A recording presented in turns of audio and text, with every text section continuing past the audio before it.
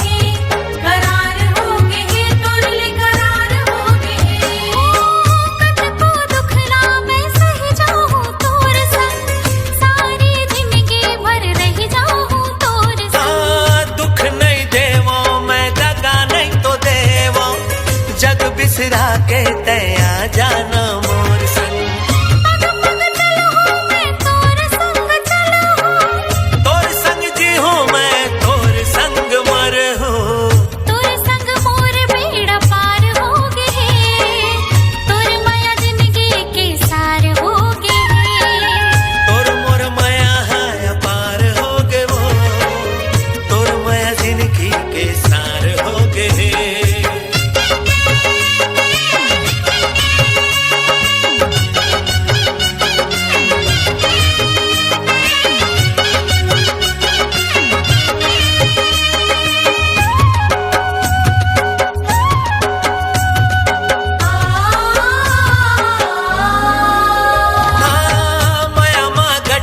के राख ले बेमोला, सुरताया थे तोर जो हथ रही था तोला, और सारी जिंदगी तोर नाम हो गए, तोर बिना सुनना संसार हो गए। माया माँ गठिया के राख ले बेमोला, सुरताया थे तोर जो हथ रही था तोला,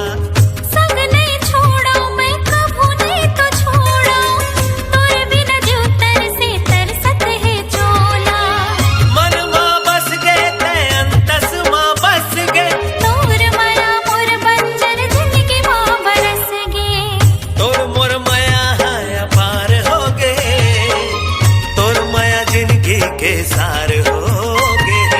तोर मोर माया पार हो गए, तोर माया जिंदगी के सार हो गए, तोर माया जिंदगी के सार हो गए, तोर माया जिंदगी के सार हो गए, तोर बिना जिंदगी अंधियार हो गए।